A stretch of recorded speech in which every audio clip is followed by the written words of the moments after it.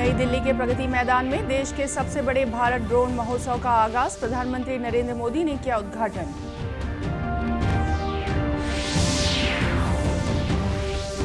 Bharatiya Janata party प्रदेश कार्य समिति की बैठक शुरू। प्रदेश के राजनीतिक सामाजिक हालातों पर चर्चा।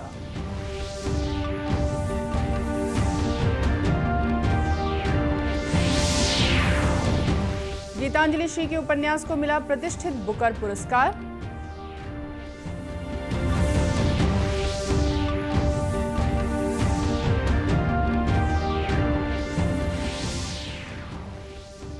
और नाबार्ड की मदद से बंजर जमीन पर लहराई आम की फसल।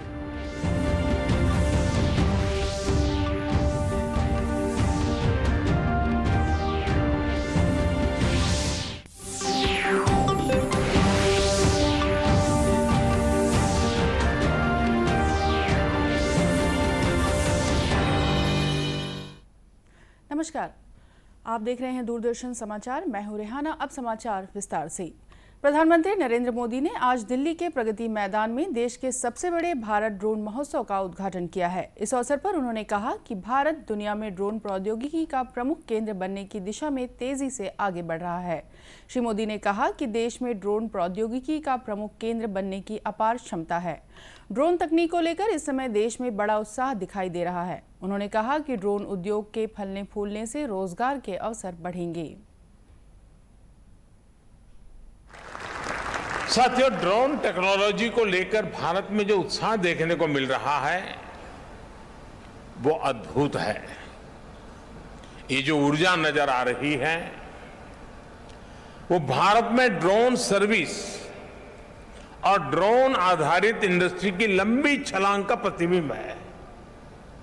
ये भारत में एम्प्लॉयमेंट जनरेशन के एक उभरते हुए बड़े सेक्टर की संभावनाएं दिखाती है।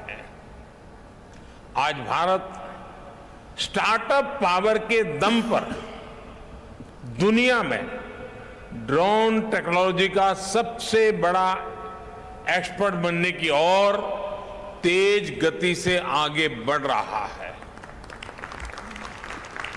साथियों, ये उत्सव सिर्फ एक टेक्नोलॉजी का नहीं बल्कि नए भारत की नए गवर्नेंस का, नए प्रयोगों के प्रति अभूतपूर्व पॉजिटिविटी का भी उत्सव है। नागर विमानन मंत्री ज्योतिरादित्य सिंधिया ने कहा कि वर्ष 2026 तक ड्रोन उद्योग का कारोबार 15,000 करोड़ रुपए तक पहुंचने का अनुमान है। देश में इस समय 277 ड्रोन स्टार्टअप हैं। ड्रोन महोत्सव में प्रधानमंत्री ने 5 किसान ड्रोन संचालकों के साथ बातचीत की। उन्होंने खुले आसमान में ड्रोन प्रदर्शन का अवलोकन भी किया। भारतीय जनता पार्टी प्रदेश कार्य समिति की बैठक शुरू हो गई है। कुशाभाऊ ठाकरे परिसर स्थित भाजपा के प्रदेश मुख्यालय में दीप प्रज्वलन के साथ इसकी शुरुआत हुई। इस बैठक में भाजपा के राष्ट्रीय सह संगठन महामंत्री शिव प्रकाश, राष्ट्रीय महासचिव और छत्तीसगढ़ की प्रभारी डी पुरंदेश्वरी और प्रदेश सह प्रभारी नितिन नवीन भी शामिल हो रहे हैं। इस बैठक में महत्वपूर्ण आर्थिक, सामाजिक और राजनीतिक विषयों पर चर्चा की जानी है। बताया जा रहा है कि इस बैठक में राज्य सरकार की नीतियों के खिलाफ नए आंदोलन की रूपरेखा भी तैयार की जाएगी। हिंदी लेखिका गीतांजलि श्री के उपन्यास रेत समाधि के अंग्रेजी अनुवाद टॉम्ब ऑफ सैंड को अंतर्राष्ट्रीय बुकर पुरस्कार मिला है। इस उपन्यास का अंग्रेजी अनुवाद डेजी रॉकवेल ने किया था। पुरस्कार के तौर पर उन्हें 50,000 पाउंड मिला है, जिसे लेखक और अनुवादक के बीच बराबर बराबर बांटा जाएगा। भारतीय साहित्य जगत के लिए यह पुरस्कार काफी महत्वपूर्ण हो गया है। गीतांजलि श्री न केवल हिंदी की पहली बुकर पुरस्कार विजेता हैं, बल्कि यह पहली बार है कि किसी भारतीय भाषा में लिखी गई पुस्तक को यह प्रतिष्ठित पुरस्कार मिला हो। रेत समाधि में दुनिया भर की 135 किताबों से प्रतिस्पर्धा के बाद यह पुरस्कार हासिल किया है।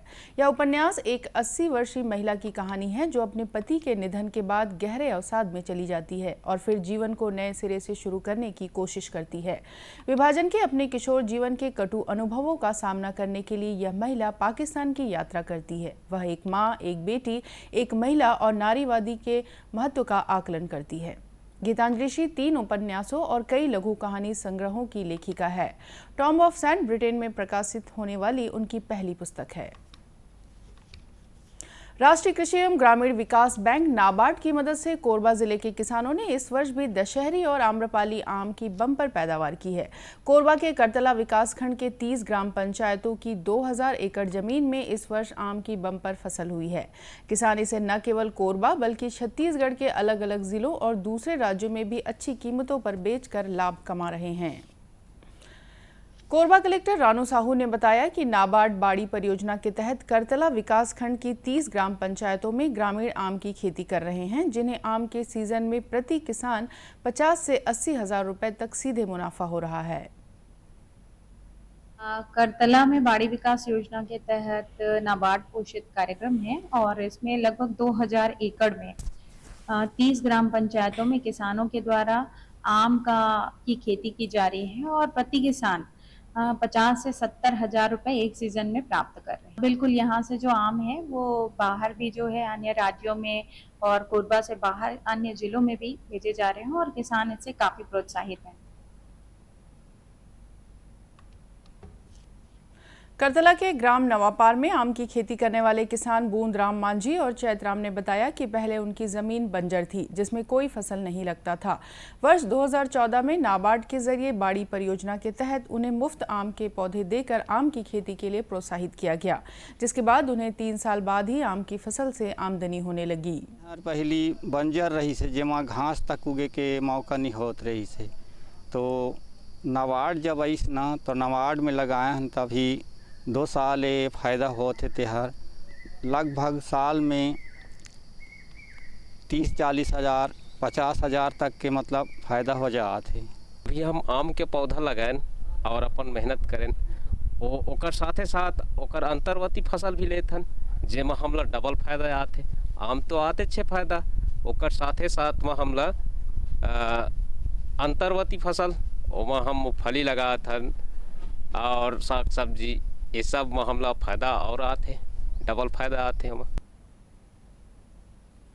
राष्ट्रीय कृषि एवं ग्रामीण विकास बैंक नाबार्ड की बाड़ी परियोजना के तहत आदिवासी क्षेत्रों में बंजर पड़ी जमीन पर फलदार पौधों की खेती को प्रोत्साहित किया जाता है। इसमें बैंक गुणवत्ता वाले पौधों के साथ जैविक खाद और कीटनाशक भी उपलब्ध कराता है। जांजगीर चांपा पुलिस लाइन में 2 दिन का योग अभ्यास शिविर आयोजित किया गया। इस दौरान जिला पुलिस के अधिकारियों और जवानों को योगासनों और ध्यान का विशेष प्रशिक्षण दिया गया। छत्तीसगढ़ योग शिक्षक संघ इकाई के जिलाध्यक्ष सौरभ राव और उनके साथियों ने प्राणायाम, आसन और ध्यान से जुड़ी जानकारी दी और पुलिस कर्मियों से अभ्यास कराया। जांजगीर चांपा के पुलिस अधीक्षक विजय अग्रवाल ने बताया कि पुलिस के जवान लगातार बिना छुट्टियों के अपने कर्तव्य का निर्वहन करते हैं। इस दौरान उन पर शारीरिक एवं मानसिक रूप से दबाव महसूस होता है। इस प्रकार की योगाभ्यास के शिविर लगाने से वे शारीरिक एवं मानसिक स्वास्थ्य प्राप्त कर सकते हैं।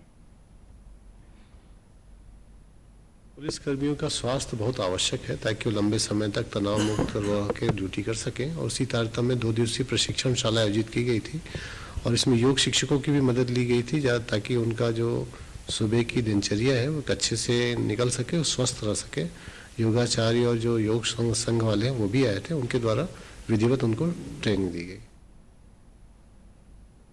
पुलिस लाइन के मुख्य निरीक्षक प्रदीप कुमार जोशी ने कहा कि प्रशिक्षकों के द्वारा बहुत ही सरल एवं सुविधाजनक तरीके से योगासन, प्राणायाम एवं ध्यान आदि की जानकारी प्रदान की जा रही है। अधिकारी कर्मचारियों के द्वारा इसका पूर्ण रूप से लाभ उठाया गया है। उनकी कोशिश होगी कि भविष्य में भी इस प्रकार के कार्यक्रम का आयोजन हो। शिविर के समापन के पश्चात पुलिस अधीक्षक विजय अग्रवाल ने प्रशिक्षकों को सम्मानित भी किया। प्रधानमंत्री नरेंद्र मोदी ने जुलाई 2015 में जिस डिजिटल इंडिया स्कीम की शुरुआत की थी, उसके सकारात्मक परिणाम दिखने लगे हैं। यह बदलाव राजनांदगांव जिले के शहरी और ग्रामीण क्षेत्र के लोगों का जीवन बदल रहा है। राजनांदगांव जिले के एक छोटे व्यवसायी संजय साहू का कहना है कि डिजिटल इंडिया से लेन देन करने में आसानी हुई है और चिल्लर से छुटकारा मिला है। डिजिटल इंडिया से जो बदलाव आया है वो तो मुझे प्रारंभिक रूप से अपने जीवन मुझे ये दिखा है कि जैसे पहले हम दुकानों में ग्राहक आते थे और 10 रुपये का सामान लेते थे और 500 रुपये का नोट देते थे, तो 490 रुपये चिल्लर देना बहुत दिक्कत जाता था। अब क्या हो गया, डिजिटल इंडिया के कारण मोबाइल का जो नया ऐप आया है पैसे के लेन देन का, अगर 5 रुपये का भी कोई सामान लेता है तो वो 5 रुपये का भी आसानी से ट्रांजैक्शन हो जाता है। प्रतियोगी परीक्षाओं की तैयारी कर रही भूमिका देवांगन का कहना है कि डिजिटल इंडिया से गांव-गांव में इंटरनेट की सुविधा मिली है। इसकी वजह से उन्हें प्रतियोगी परीक्षा की तैयारी करने में आसानी हुई है। होने से प्रतियोगिता परीक्षा की तैयारी कर सकते हैं। इंटरनेट से सारी वो जानकारी जो हमें चाहिए, कंपटीशन एग्ज़ाम का हो चाहे कंप्यूटर कोर्स का हो, सारी जानकारी जो है हम इंटरनेट के द्वारा से पढ़ सकते हैं। डिजिटल इंडिया से समाज और प्रशासन का हर क्षेत्र प्रभावित होता है। दूर दराज के गांवों तक तेज इंटरनेट की पहुंच ने लोगों की शहरों पर निर्भरता कम की है। वहीं किसानों और ग्रामीणों के कई काम अब बिना सरकारी कार्यालयों का चक्कर लगाए हो जा रहा है।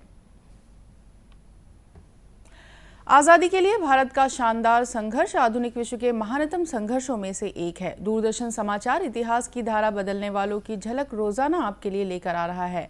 आज हम बात कर रहे हैं स्वतंत्रता संग्राम के नायक और देश के पहले प्रधानमंत्री पंडित जवाहरलाल नेहरू के बारे में। देश के पहले प्रधानमंत्री पंडित जवाहरलाल नेहरू को श्रद्धांजलि अर्पित कर रहे हैं, जिनका निधन 27 मई 1964 को हुआ था। जवाहरलाल नेहरू का जन्म 1889 में 14 नवंबर को हुआ था। एक विद्यार्थी के रूप में उनकी रुचि उन सभी राष्ट्रों के स्वाधीनता संघर्ष में रही थी जिन्होंने विदेशी दासता की यातना भुगती थी। उन्होंने आयरलैंड के सिन फेन आंदोलन में गहरी रुचि ली थी। 1912 में वे इंग्लैंड से भारत लौटे और देश के स्वाधीनता संग्राम से जुड़ गए। 1912 में ही उन्होंने एक प्रतिनिधि के रूप में बांकीपुर अधिवेशन में भाग लिया और 1919 में इलाहाबाद में होम रूल लीग के सचिव बनाए गए। 1916 में पहली बार उनकी मुलाकात महात्मा गांधी से हुई और वो गांधी जी से बहुत प्रभावित हुए। 1920 में उन्होंने उत्तर प्रदेश के प्रतापगढ़ जिले में पहली किसान रैली का आयोजन किया और फिर 1920 से 1922 के दौरान असहयोग आंदोलन के सिलसिले में वो 2 बार जेल गए। 1926 में मद्रास सम्मेलन में जवाहरलाल नेहरू ने कांग्रेस को स्वतंत्रता के लक्ष्य की ओर प्रतिबद्ध करने में महत्वपूर्ण भूमिका निभाई। 1928 में लखनऊ में साइमन कमीशन के विरुद्ध प्रदर्शन का नेतृत्व करते हुए उन पर लाठीचार्ज किया गया। 29 अगस्त 1928 को उन्होंने ऑल पार्टी कांग्रेस में भाग लिया। उसी वर्ष उन्होंने भारतीय स्वतंत्रता लीग की स्थापना की, जिसने भारत को ब्रिटिश संपर्क से पूरी तरह मुक्त किए जाने की वकालत की। जवाहरलाल नेहरू इस लीग के महासचिव बनाए गए। 1929 में वे इंडियन नेशनल कांग्रेस के लाहौर अधिवेशन के अध्यक्ष चुने गए, जिसमें देश की पूर्ण स्वतंत्रता को लक्ष्य के रूप में स्वीकार किया गया। नमक सत्याग्रह और अन्य आंदोलनों के सिलसिले में 1930 से 1935 के दौरान उन्हें कई बार गिरफ्तार किया गया। 31 अक्टूबर 1940 को पंडित जवाहरलाल नेहरू को द्वितीय विश्व युद्ध में भारत की जबरन भागीदारी के विरोध में सत्याग्रह करते हुए गिरफ्तार कर लिया गया। 7 अगस्त 1942 को मुंबई के कांग्रेस अधिवेशन में उन्होंने ऐतिहासिक भारत छोड़ो प्रस्ताव पेश किया। अगले ही दिन 8 अगस्त को उन्हें अन्य राष्ट्रीय नेताओं के साथ गिरफ्तार कर लिया गया। जनवरी 1945 में जेल से रिहाई के बाद उन्होंने राजद्रोह के आरोपी इंडियन नेशनल आर्मी के अधिकारियों और सिपाहियों के लिए लीगल डिफेंस तैयार किया। 1947 में स्वतंत्रता प्राप्ति के बाद पंडित जवाहरलाल नेहरू स्वतंत्र भारत के पहले प्रधानमंत्री बनाए गए और 1964 में अपनी मृत्यु तक वे इस पद पर रहे। महान भारतीय नेता जवाहरलाल नेहरू को हमारा शत शत नमन।